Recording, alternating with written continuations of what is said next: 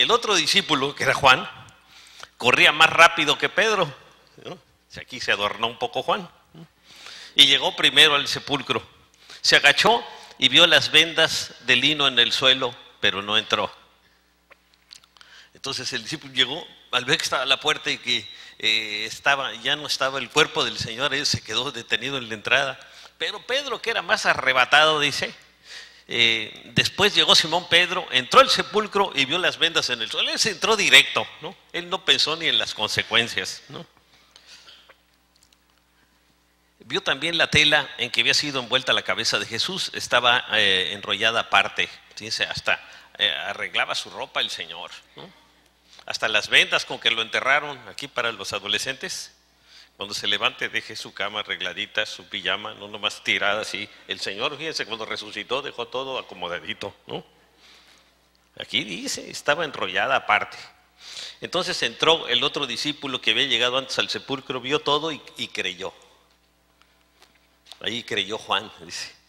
Estos discípulos todavía no habían caído en la cuenta de que las Escrituras decían que Jesús tenía que resucitar. Qué tremendo, así que para nosotros fue para ellos un acontecimiento que lo vieron, para nosotros el Señor ya resucitó y vemos todo lo que ha hecho desde que hace 2000 años Él resucitó de los muertos y ahora Él es el Rey de Reyes y el Señor de Señores. Pues vamos a hacer una oración, vamos a dar esta enseñanza a Jesucristo, Dios y hombre verdadero. Ahí tienen ustedes la enseñanza.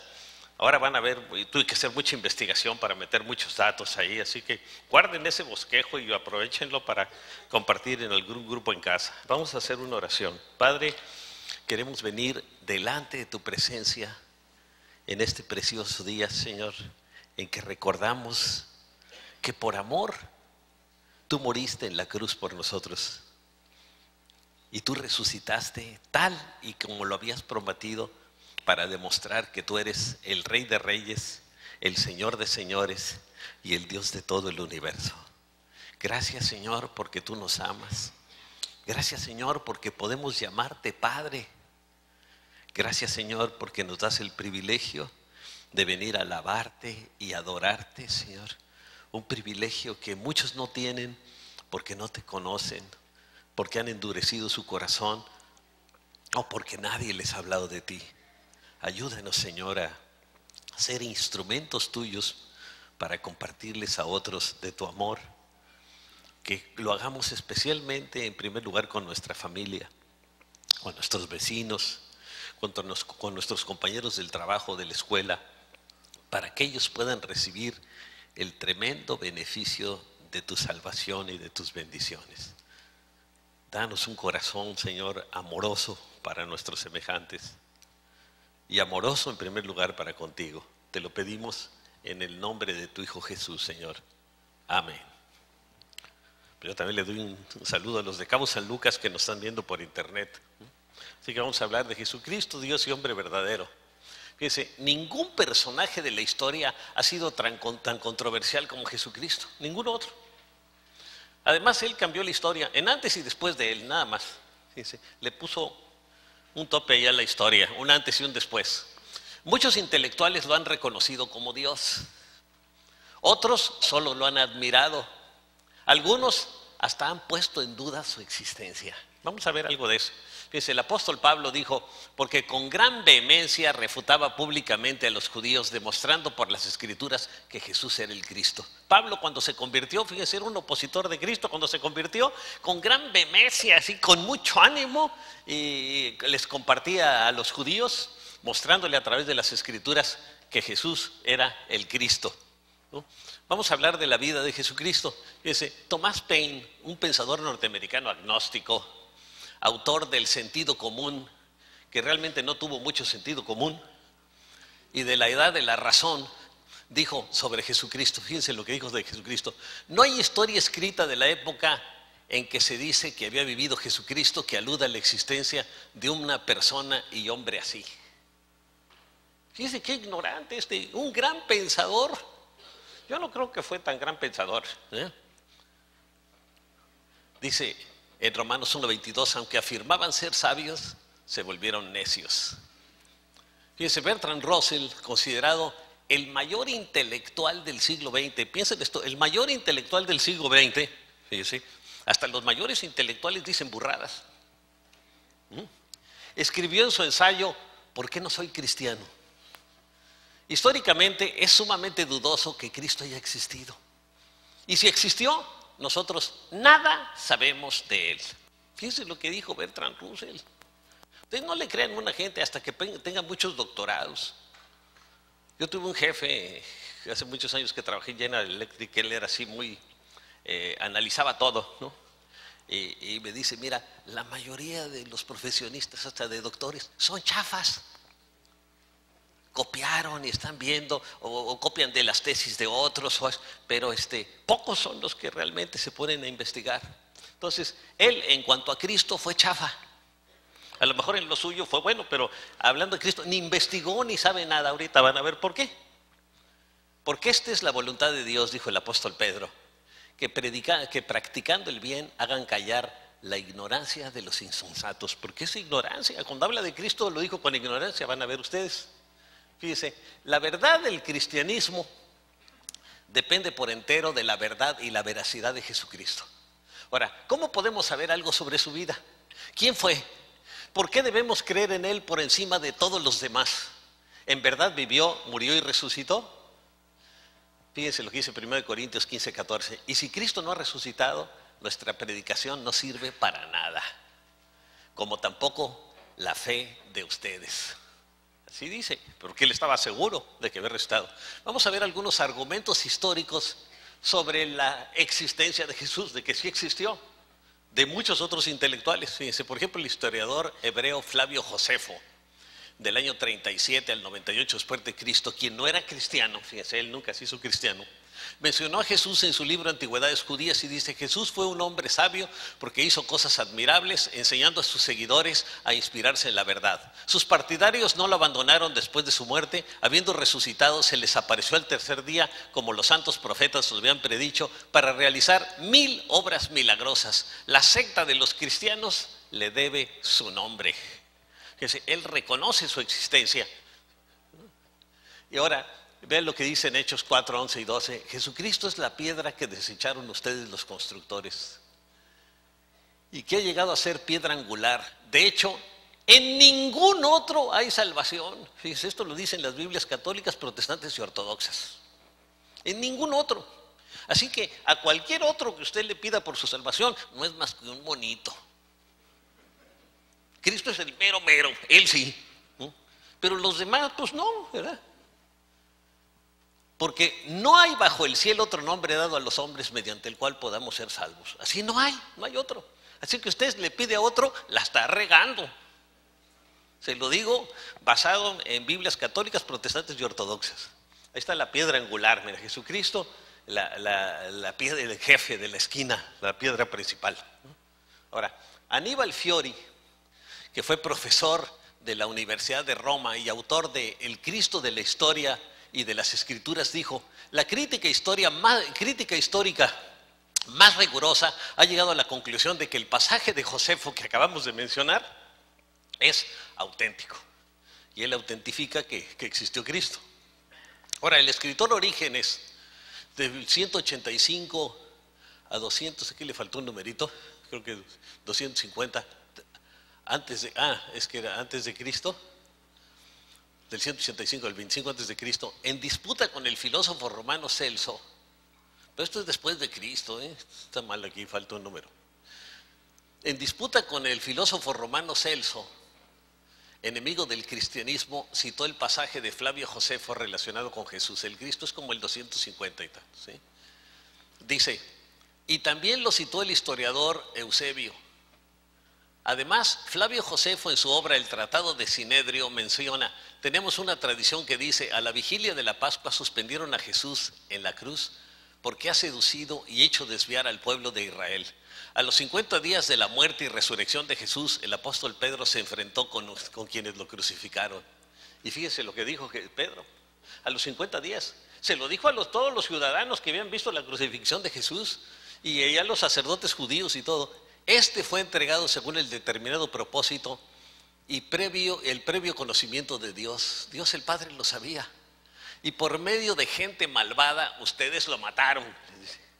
Está hablando a los líderes religiosos judíos, clavándolo en la cruz. Sin embargo, Dios lo resucitó, liberándolo de las angustias de la muerte, porque era imposible que la muerte lo mantuviera bajo su dominio.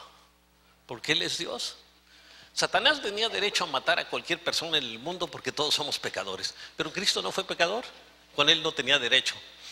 Y cuando Satanás hizo lo posible por destruir a Jesús hasta quitarle la vida, instigando a los sacerdotes judíos y instigando a los soldados romanos, hasta Herodes, cometió un crimen porque él ya no tenía derecho a matarlo a él. El pueblo de Jerusalén escuchó la acusación, fíjense, pero no lo pudo negar porque era la verdad. No se pudo negar. Al grado que en poquito tiempo se convirtieron 3,000 y luego 5,000. ¿Por qué? Porque no había manera de negarlo ni por parte de las autoridades romanas ni por parte de las autoridades religiosas judías.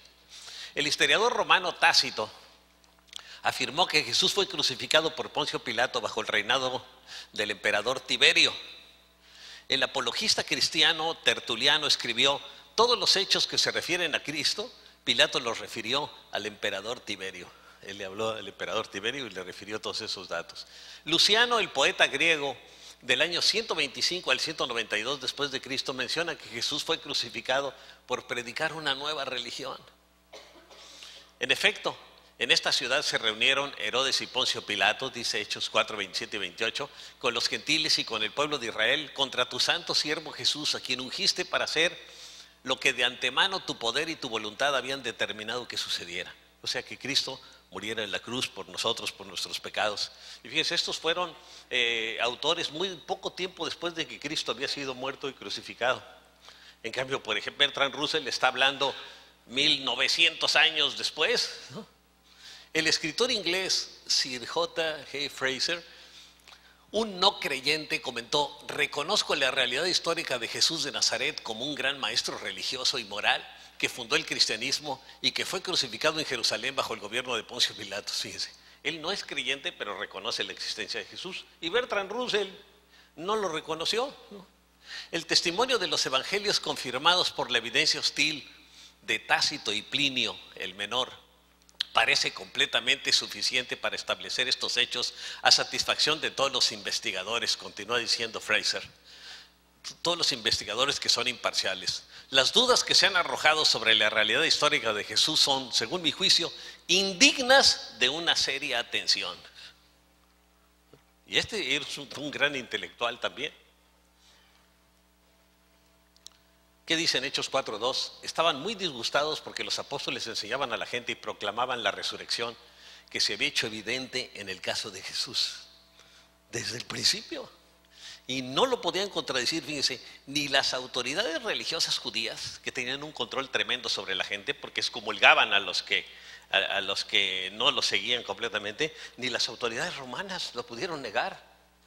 Y fíjense, ni siquiera estaban a favor los romanos con los otros, los dos estaban en contra de Jesucristo. Ahora, Albert Schweitzer, profesor de filosofía y ganador del premio Nobel, en su libro En busca del Jesús histórico, dice: la incredulidad moderna se ha esforzado por reducir a Jesucristo a la categoría de hombre común, pero pese a todas estas tentativas, Jesús permanece en pie como el ideal indiscutible de la raza humana. El apóstol Pedro dijo: sepan pues todos ustedes y todo el pueblo de Israel que este hombre está aquí delante de ustedes sano, gracias al nombre de Jesucristo de Nazaret, crucificado por ustedes, pero resucitado por Dios. Cuando un paralítico que estaba a la puerta del templo fue sanado. Vamos a ver alguna evidencia lógica acerca de Jesús. 4 aspectos. Primero, la era cristiana. El calendario romano partía de la fundación de Roma. Desde hace aproximadamente 1500 años, fíjense, toda carta y documento en casi todo el mundo lleva una fecha que en sí proclama el nacimiento de Jesús. Esto pues lo vemos ya en los calendarios. Antes seguía el calendario romano, ahora tenemos un calendario que es desde el nacimiento de Jesús. Tal como se dijo de los primeros cristianos, fíjense, estos que han trastornado el mundo entero han venido también acá. Habían trastornado todo el mundo conocido. En segundo lugar está la conmemoración del nacimiento de Jesús. Otro hecho. Fíjense, actualmente, cuando llega la noche del 24 de diciembre, los ojos de la mayor parte del género humano se vuelven hacia el establo de Belén. Un ángel apareció a unos pastores en ese tiempo. Y dice en Lucas 2, 10 y 11, pero el ángel les dijo, no tengan miedo, miren que les traigo buenas noticias que serán motivo de mucha alegría para todo el pueblo. Hoy les ha nacido en la ciudad de David un Salvador que es Cristo el Señor. Se anunció y lo festejan todo el mundo. Hasta donde hay guerra se ponen en paz en esa noche. En tercer lugar está la existencia del Nuevo Testamento. Lo que narra este libro no podría ser una invención de hombres mentirosos y sin conciencia que pretendían engañar, porque habla solo de valores y cosas de bendición, ¿no? ¿Qué dice el apóstol Pablo a su discípulo Timoteo en 2 de Timoteo 3, 14 y 15? Pero tú permanece firme en lo que has aprendido y de lo cual estás convencido, pues sabes de quiénes lo aprendiste. Desde tu niñez conoces las sagradas escrituras que pueden darte la sabiduría necesaria para la salvación mediante la fe en Cristo Jesús. O sea, la salvación solo es mediante la fe en Cristo Jesús. En cuarto lugar están los discípulos de Cristo que testificaron y estuvieron dispuestos hasta dar su vida por creer y predicar sus enseñanzas. Fíjense, era un grupo de personas temerosas y después se convirtieron en hombres osados para predicar el mensaje del Señor. El apóstol Pablo comenta, porque ante todo les transmití a ustedes lo que yo mismo recibí, que Cristo murió por nuestros pecados según las Escrituras, que fue sepultado, que resucitó al tercer día según las Escrituras. Fíjense, Pablo siempre mencionaba las Escrituras que desde el Antiguo Testamento hablaban de Jesús, y que se apareció a Cefas, que es Pedro, después se llamó, y luego a los 12, después se apareció a más de 500 hermanos a la vez, la mayoría de los cuales vive todavía en ese tiempo que el apóstol Pablo escribió la carta, aunque algunos han muerto de esos que fueron testigos. Luego se apareció a Jacobo, que es Santiago, más tarde a todos los apóstoles, y por último, como uno nacido fuera de tiempo, se me apareció también a mí, dice el apóstol Pablo, porque él no fue un discípulo directo del Señor. Acuérdense que los discípulos, cuando el Señor murió, echaron suertes y salió un tal Bernabé, ¿no? Pero de Bernabé no se habla mucho y de Pablo sí. Así que el Señor tenía llamado era a Pablo.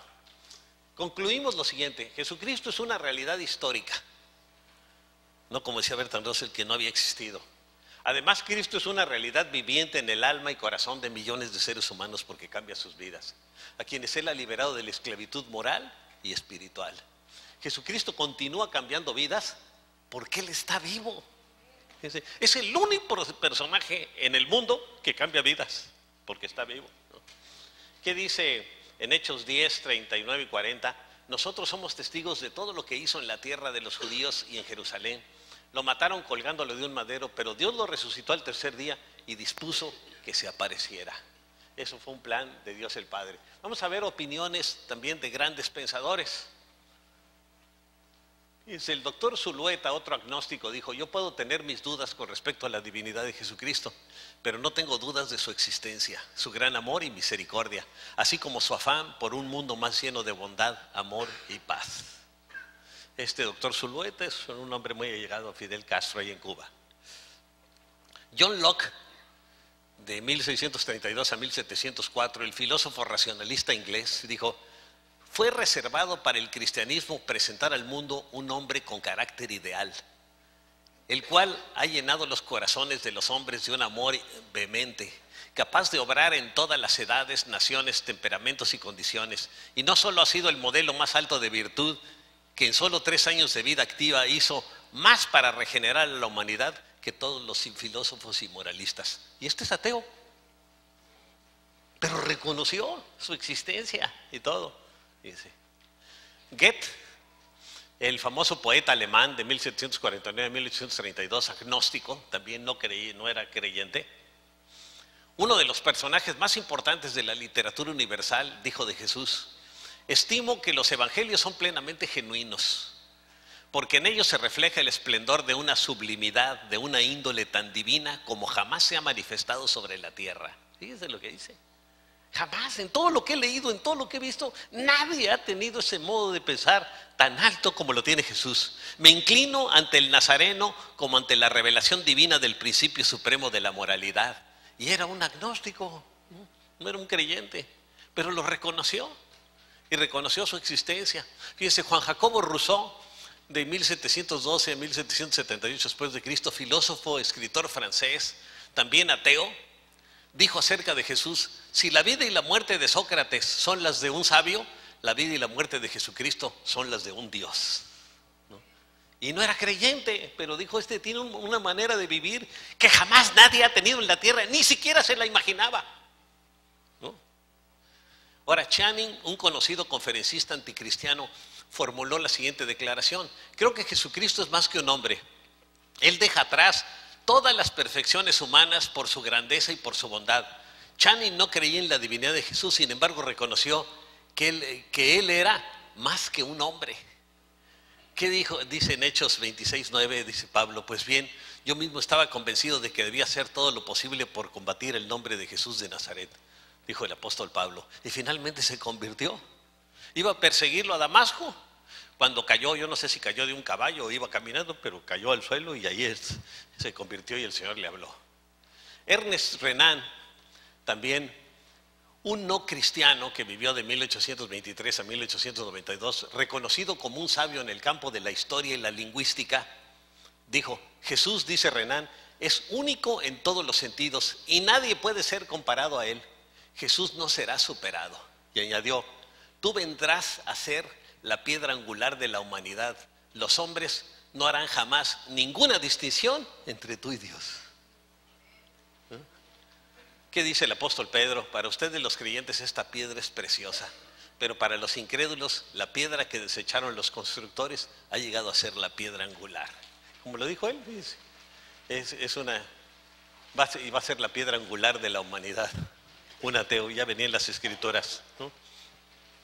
Ahora, Napoleón Bonaparte, fíjense, el general conquistador de 1769 a 1821 después de Cristo, en su destierro en la isla de Santa Elena, tuvo tiempo para analizar las obras de grandes hombres y pesar su verdadero valor.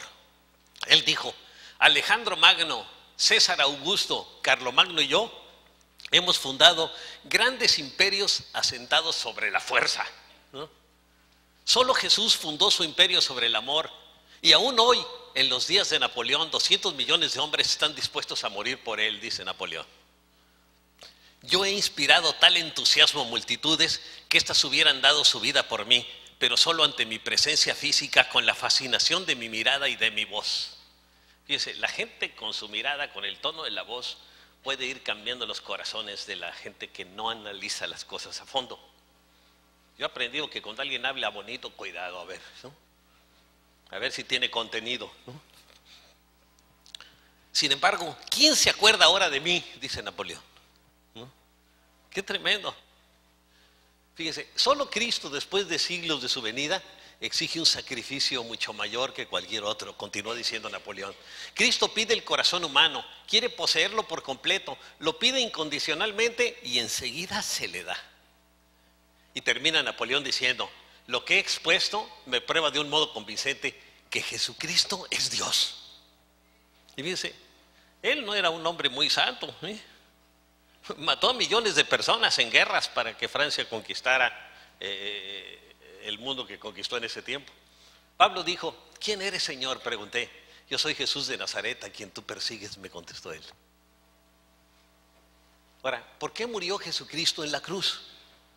Muchos tenemos esas dudas. Bueno, ¿por qué tuvo Jesús que morir en la cruz? ¿No? Fíjense, la muerte por crucifixión era el mayor tormento que los romanos aplicaban.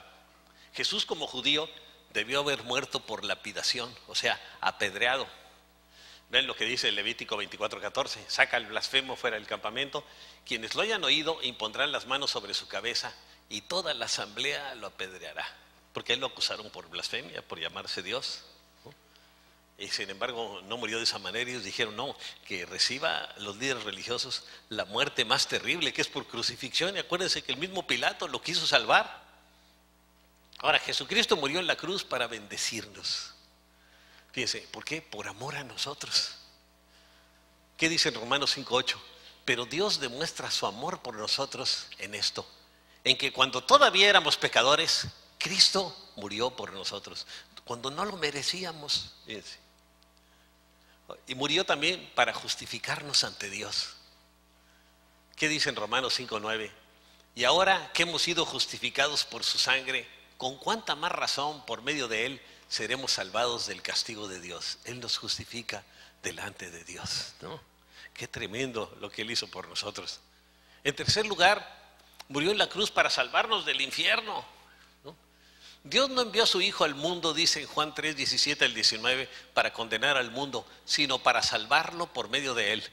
El que cree en él no es condenado, pero el que no cree ya está condenado por no haber creído en el nombre del unigénito Hijo de Dios, del unigénito de Dios. Esta es la causa de la condenación, que la luz vino al mundo, pero la humanidad prefirió las tinieblas a la luz porque sus hechos eran perversos. Para seguir haciendo lo que le daba la gana, mejor no creen en Jesús. Dice, yo soy ateo. Entonces de esa manera se justifican. Cuando yo esté delante de Dios, Señor, pues yo no creía en ti porque yo era ateo, ¿no? Y de esa manera creen que van a ser justificados, pero el libro de Romanos dice que la misma creación habla de un creador, así que por lo tanto nadie es justificado de eso, ¿no? En cuarto lugar, murió también para reconciliarnos con Dios, con el Padre. Dice en Romanos 5:10, porque si cuando éramos enemigos de Dios fuimos reconciliados con Él mediante la muerte de su Hijo, con cuánta más razón, habiendo sido reconciliados, seremos salvados por su vida, ¿no? Él nos reconcilia con Dios el Padre. Usted dice, a lo mejor, pues yo no me había peleado con Dios Padre, pero por tu pecado estabas peleado con Él. El pecado te separaba totalmente de Dios el Padre. Entonces, el que vino a ser el puente entre los seres humanos y Dios el Padre es Jesús. Por eso Él es el camino, la verdad y la vida. Y Él era el único que podía representar a la humanidad porque Él es 100% hombre. Y era el único que podía representar también a Dios porque es 100% Dios. Así que el único mediador entre Dios y los hombres es Jesucristo, hombre. Porque no hay otro mediador, porque nadie es Dios y hombre fuera de Jesús. Así que Él es el único mediador entre Dios y los hombres. Y es al que tenemos que pedirle. Yo solo le pido al Señor, ¿no? Al mero mero, ¿no? Y es lo que la palabra de Dios nos enseña. ¿Qué dice en Romanos 5:10? Porque si cuando éramos enemigos de Dios fuimos reconciliados, quiero leerlo otra vez, con Él mediante la muerte de su Hijo. Fíjense, por su muerte somos reconciliados. Con cuánta más razón, habiendo sido reconciliados, seremos salvados por su vida. En quinto lugar, vino para darnos vida eterna. Dice Juan 3:16, que es quizá el versículo más famoso de la Biblia, porque tanto amó Dios al mundo que dio a su Hijo unigénito. Es el único Hijo. Fíjense, todos los demás somos hijos por adopción, para que todo el que cree en Él no se pierda, sino que tenga vida eterna. A través de Jesús somos adoptados como hijos de Dios. Somos criaturas de Dios, pero para ser hijos es a través de Jesús. En sexto lugar, para que tuviéramos una vida abundante. Para eso murió Cristo en la cruz. ¿Qué dice en Juan 10:10? Yo he venido para que tengan vida y la tengan en abundancia. Una vida que vale la pena vivirla. Yo a veces veo gente y me da tristeza que andan pensando en el pasado. Es que en el pasado todo tiempo fue mejor. Pero el pasado ya pasó, olvídelo, ¿no? Aprenda de lo mal que hizo y de lo bueno también. Y punto. El que importa es el presente. Otros están preocupados por el futuro. No se preocupe por el futuro. El futuro está en manos de Dios. Preocúpese por el presente, ¿no? Y viva en comunión con Dios. Si usted está viviendo en comunión con Dios, ¿qué le va a preocupar el futuro? ¿No? Su futuro es con el Señor. El futuro para mí va a ser mejor. Yo no digo que para el resto de la gente, pero para mí sí, ¿no? Porque estoy con el Señor, todo va a ser mejor con Él. Y para cualquiera de ustedes, si está con el Señor, el futuro va a ser mejor. No importa hasta que tenga diabetes, fíjese, que también el Señor lo puede sanar. En séptimo lugar, para que se cumplieran las Escrituras. Ve lo que dice en Juan 19:36. Estas cosas sucedieron para que se cumpliera la Escritura. No le quebrantarán ningún hueso. Las Escrituras hablaban de que Él iba a morir y murió. Había Escrituras 1000 años antes de Cristo, 700 años de Cristo, en los Salmos 1000 años antes de Cristo y 750 años antes de Cristo con el profeta Isaías, para que se cumpliera. En conclusión, fíjense, nosotros creemos en Jesucristo, el Hijo de Dios, quien murió en la cruz, pero también resucitó y está vivo, de lo cual hubo muchos testigos. Fíjense lo que dice en Hechos 2:32 el apóstol Pedro: a este Jesús Dios lo resucitó y de ello todos nosotros somos testigos, ¿no? Y estuvieron dispuestos a morir por el Señor. ¿Por qué? Porque lo vieron resucitado los discípulos, ¿no? Y muchos cristianos estuvieron dispuestos a morir porque lo vieron resucitado, ¿no? Así que hay mucha evidencia de que Jesucristo es Dios y hombre verdadero. Ahí le dejamos toda esa documentación que yo la investigué por bastantes lugares, ahí la tiene usted ya. Y se ahorró como unas 15 horas de investigación, ¿no? Bueno, ahora vamos a dar nuestros diezmos y ofrendas. Y quiero leerles algo aquí, miren. Lo que dice, palabras del rey David, dice, en Primero de Crónicas 29:14 dice: ¿quién soy yo y quién es mi pueblo para hacerte estas ofrendas? Porque iban a ofrendarle al Señor. En realidad, todo viene de ti, dice David, y simplemente te estamos dando de lo que hemos recibido de ti. Y luego dice en el verso 17: yo sé, Dios mío, que tú examinas el corazón de la gente y te agrada la persona íntegra y correcta. Por eso te entrego todo esto con generosidad y de todo corazón. También he visto cómo toda esta gente aquí presente se siente dichosa de ofrecerte todo lo que tiene. Y luego dice el verso 18: Señor Dios de nuestros antepasados Abraham, Isaac y Jacob, te ruego que conserves siempre esta buena voluntad en el corazón de tu pueblo. Guía su corazón hacia ti.